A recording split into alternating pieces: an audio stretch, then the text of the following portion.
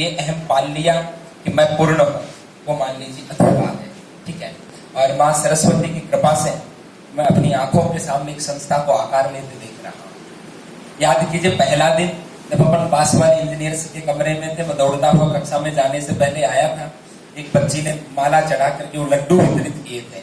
आज संस्था अपना स्वरूप ग्रहण कर रही है, इसके लिए आपको और विवेक जी दोनों को मेरी ओर से बहुत शुभकामनाएं। माँ जगदम्बा की कृपा से ये संस्था भूगोल विषय के नाम को लेकर के अपना नया आयाम, नई शिखर स्थापित करें, ऐसी मैं माँ से प्रार्थना करता हूँ। ऐसी मेरी मंगल कामनाएं आपके लिए, और अब सबका कल्याण हो। शिष्यभ्य स्वस्ति भवेत् कल्याणमस्तु, ऐसी मेरी मन है कामनाएं। और विवेक जी की तरफ से मैं इतना कह सकता हूँ, बहुत कम समय में, हालांकि मैं भी बहुत इंट्रोवर्ट हूँ, अध्यापकों से बहुत कम मिलता हूँ, मेरी एक परंपरा रही है जब से सीकर आया हूँ। ठीक है। डायरेक्टर से तो मिलता ही नहीं हूँ, अध्यापकों से बहुत कम मिलता हूँ।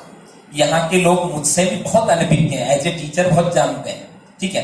लेकिन जब से मिला हूं बहुत कम बातें हुई होगी, बहुत कम मुलाकातें हुई होगी, लेकिन इनकी तरफ से एक बात मैं कह सकता हूं, जो मैं हमेशा अपनी तरफ से विद्यार्थियों को कहा करता हूं, कि एक अरसे पहले चले थे इस राह है, क्योंकि आदित्य जी से भी मैंने बहुत सुना आपके बारे में। एक अरसे पहले चले थे इस राह है, मग मध्य नित्य नए राहगीर मिले, कईयों ने फूलों से स्वागत किया, कई कर्मे लिए शमशीर मिले, और बाधाओं के बवंडरों ने पुरजोर कोशिश की कि मेरी टिमटिमाती लो बुझ जाए, और आस्तीन के सांपों ने भी हिमाकत कर डाली कि मेरी भोली सी निश्चल रूह को डस जाए। मैं इनकी तरफ से पढ़ रहा हूं, विवेक जी के शब्द, मान लीजिए शब्द मेरे हैं, भाव इनके हैं। आस्तीन के सांपों ने भी हिमाकत कर डाली कि मेरी भोली सी निश्चल रूह को डस जाए, मगर मिलकर वो मेरी हस्ती को मिटा दे, संभवतः यह खुदा को नहीं मंजूर था। बुजुर्गों की आशीष की ओट में जलता रहा, आपके स्नेह का घी भी भरपूर था।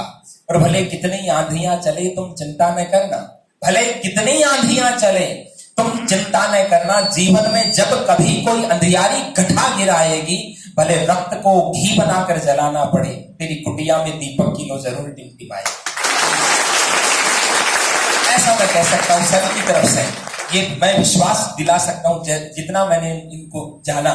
ठीक है। इंस्टीट्यूट नया आकार ले रहा है, और विद्यार्थियों के लिए या भावी शिक्षकों के लिए या वर्तमान शिक्षकों के लिए मेरा ये संदेश कितना मायने रखता है, लेकिन मैं हमेशा मानता हूं कि ये गौरव विवेक जी का है, ये बन रहा है संस्था, आपने हमें सम्मान दिया, हमारा गौरव, लेकिन हम गौरवशाली किस दिन होंगे, हम में हम सब हैं, जिस दिन ये राष्ट्र गौरवशाली होगा। और ये राष्ट्र गौरवशाली उस दिन होगा जिस दिन प्रत्येक व्यक्ति, जिस दिन ये राष्ट्र अपने जीवन मूल्यों और नैतिक कर्तव्यों का निर्वाह करने में सक्षम होगा। और ये राष्ट्र अपने जीवन मूल्यों और नैतिक कर्तव्यों का निर्वाह करने में सक्षम तब होगा जब प्रत्येक व्यक्ति में राष्ट्रीयता के भाव का जन्म होगा। यदि एक भी व्यक्ति राष्ट्रीयता के भाव से शून्य है तो वो शिक्षक की असफलता है, और हम सब शिक्षक हैं। इस जिम्मेदारी का बोध करते हुए हमें आगे बढ़ना, और सफलता कोई बहुत बड़ा विषय नहीं होती, मेरे दृष्टिकोण में तो नहीं होती। यदि सहजता के साथ व्यक्ति दृढ़ निश्चय के साथ, अनुशासन के साथ, समर्पित भाव के साथ आगे बढ़ता है तो कहीं ना कहीं सफलता प्राप्त ही कर लेता है।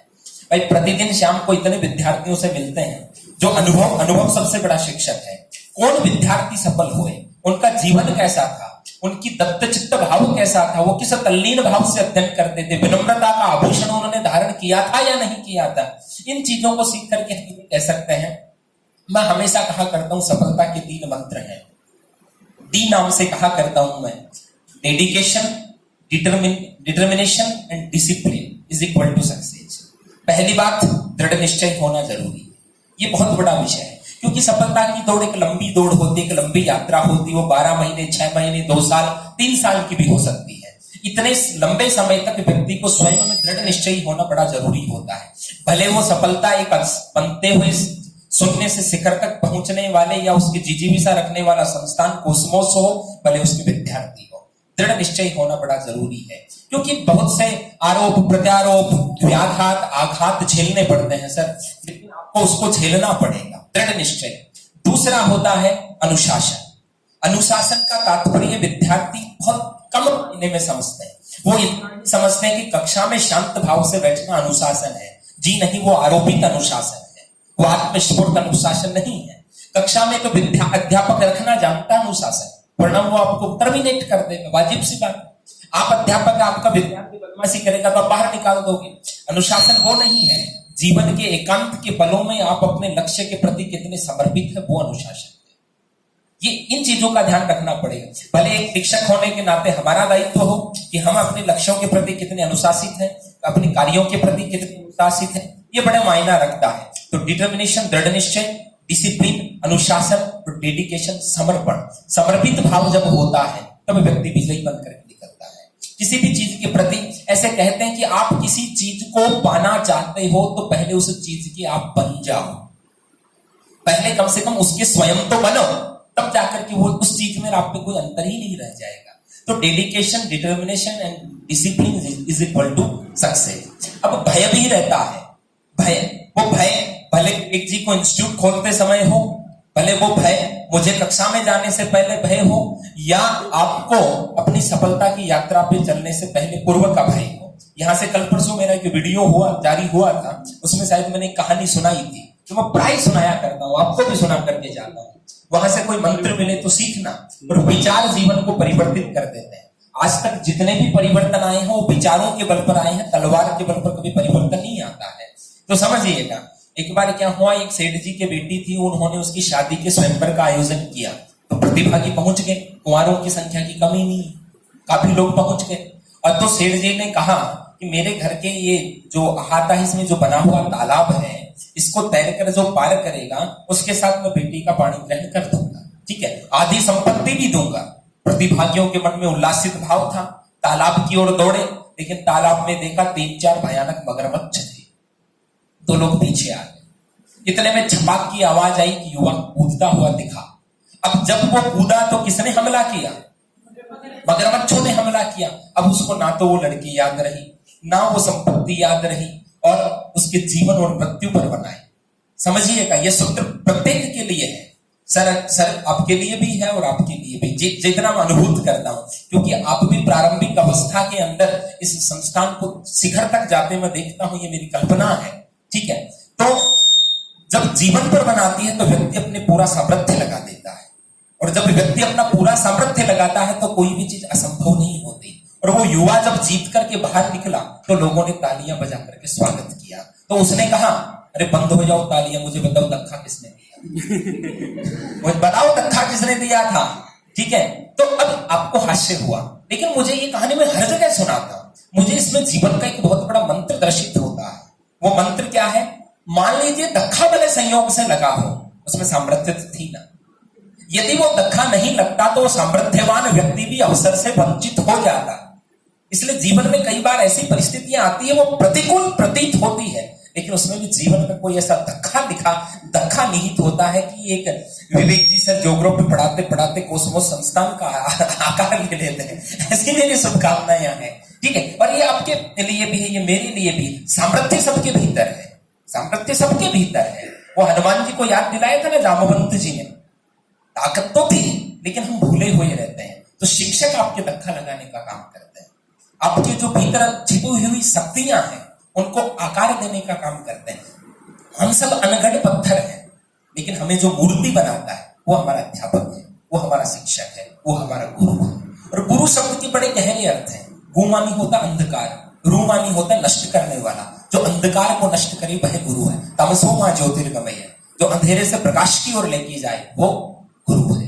मृत्योर्मा अमृतम गमय, जो मृत्यु से अमृतत्व की ओर लेकर के जाए वो कौन है? गुरु है। असतोमा सतगमय, तो असत्य से सत्य का दर्शन करवाई वो कौन है? गुरु है। और आज के संदर्भों के अंदर जब मैं यहाँ शिखर के अंदर देखता हूं तो मैं बेबाक और निर्भीक, मेरी जो पहचान है, मैं हमेशा कहता हूं मुझे यहाँ खड़े होने वालों का भी पतित होता दिखता है चरित्र, और सामने बैठे वालों का भी चरित्र पतित होता हुआ दिखता है। कहीं ना कहीं उन गौरवशाली रिश्ते मुझे कलंकित होते दिखते हैं। ऐसे कीचड़ में कोई ना कोई कमल तो है। इसलिए मैं दौड़ा चला आता हूं, ये सच है, वरना मैं बड़ी दूरी बना करके रखता हूं। मैं सर को भी मैंने कभी नहीं कहा होगा इनके बारे में, कभी कुछ नहीं कहा होगा, लेकिन एक ऑब्जर्वेशन तो मन ही मन चलता रहता है। मैं देखता हूं कि आज की इस कलयुग के दौर में जब रिश्ते कलंकित होते हैं, जब उनका वैल्यू डाउन होता है, जब हमारे नैतिक कर्तव्य छूटते चले जाते हैं, हमारे संस्कार खंडित होते जाते हैं, तब उनकी मसाल जलाने के लिए कुछ स्वाभिमान के साथ छात्र हितों को प्राथमिकता देते हुए स्वाभाविक सी बात है कि ये हमारे जीविकोपार्जन का माध्यम है। ये कटु सत्य है, हम स्वीकार करते हैं, लेकिन जीविकोपार्जन कक्षा के गेट के बाहर तक रहता है। जब यहां पहुंच जाते हैं तो हम चाणक्य की परंपरा के शिक्षक होते हैं। हमारा दायित्व हमारा विद्यार्थी होता है, वो चीजें सेकेंडरी हो जाती है तब। और ये जो नए इंस्टीट्यूट आकार लेते हैं एक अध्यापक के द्वारा, उसके पीछे कहीं ना कहीं छिपी हुई यही पीड़ा होती है। ये ध्यान रखिएगा। मैं जो अनुभव करता हूं कि बड़े बड़े चकाचौंध के अंदर विद्यार्थियों के कहीं ना कहीं हित गौण होते हैं, मैंने देखा है।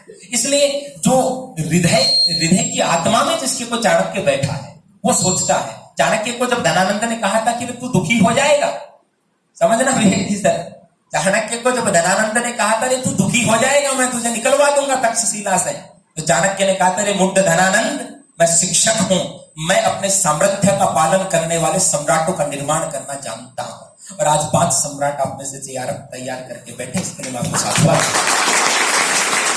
और मैं देखता हूं फिर कोई चंद्रगुप्त निकलेगा, फिर चाणक्य की परंपरा जीवित होगी। अब हमारे सामने ना तो कोई धनानंद है, लेकिन धन पिशाची चल रहे हैं। हमारे पास कोई धनानंद तो नहीं है, लेकिन हमारी परिस्थितियां जो है, उन प्रतिकूल परिस्थितियां जो रहती है, उनसे लड़ भिड़ करके एक फेमिलियर माहौल में हम सीख जाते हैं, वो ज्यादा बेहतर होता है। और मेरा जो अध्यापक होने के नाते जो पिछला अनुभव रहा कई वर्षों का, कभी सम्मेलनों में भी जाता रहा, मैंने एक चीज अनुभव की, विद्यार्थी कहीं ना कहीं कक्षा के अंदर उस लगाव के लिए तरसता है। मैंने अनुभव किया, एक पीड़ा अनुभव की, जो वो विद्यार्थियों की आत्मा में सात्विकता मौजूद है, उनको वो अनुकरणीय आदर्श नहीं मिलते जिनका वो अनुकरण कर पाए। समस्या ये है, समस्या ये नहीं है कि वो चाहते नहीं अनुकरण करना, उनको ऐसे आदर्श मिलते नहीं जिनका वो अनुकरण कर पाए। सबसे बड़ी समस्या ये है। इसलिए यदि कोई अनुकरण के लिए खड़ा होता है, कोई कहता कि हाँ मैं खड़ा होता हूं, अब पीछे से पंक्ति बनेगी, नहीं पंक्ति बने, और वो कहते हैं कि लीक छोड़ 3 चले शायर सिंह शब्द। लीक पे तो सब चलते आए हैं, 10-10 साल 20-20 साल तक सीकर के मार्केट में लीक पे तो चलते आए। कोई लीक छोड़ करके चलता, कोई निश्चित तौर पे शायर सिंह सपूत, वो कोई शेर जैसे दिल वाला कोई सपूत ही होगा। ये वाजिब सी बात है। समझ रहे हो आप मेरी छिपे हुए व्यंग्यों का अर्थ तो आप बहुत आसानी से समझ रहे होंगे। मैं जियारत की तैयारी करने वाले विद्यार्थी को और आप सबको पुनः शुभकामनाएं। और मैं चाहूंगा कि अगली बार जब मैं सम्मानित करने आऊं, मैं बुक करके जा रहा हूं मेरी सीट, बिल्कुल ठीक है। अगली बार जब मैं सम्मानित करने जाऊं तो ये संख्या जो है ना 2 आंकड़ों में, आज 1 अंक में है, अगली बार 2। ये मेरी अपेक्षा है, ये मेरी अपेक्षा है। और ये मैं मां से प्रार्थना करता हूं आप सबका कल्याण करें। उन्हें सर को शुभकामनाएं। स्वस्ति मंत्र का वाचन करते समय मैं अपनी बात को विराम देता हूं। उस समय भी हमने स्वस्ति मंत्र पढ़ा था हंसते मुस्कुराते। ओम स्वस्ति न इंद्रो वरद श्रवाः, स्वस्ति न पूषा विश्ववेदाः, स्वस्ति न तारक्षो अरिष्ट नेमि, स्वस्ति न बृहस्पतिर्दधातु। मां जगदम्बे आप सबका कल्याण करे। पुनः शुभकामनाएं। जय हिंद।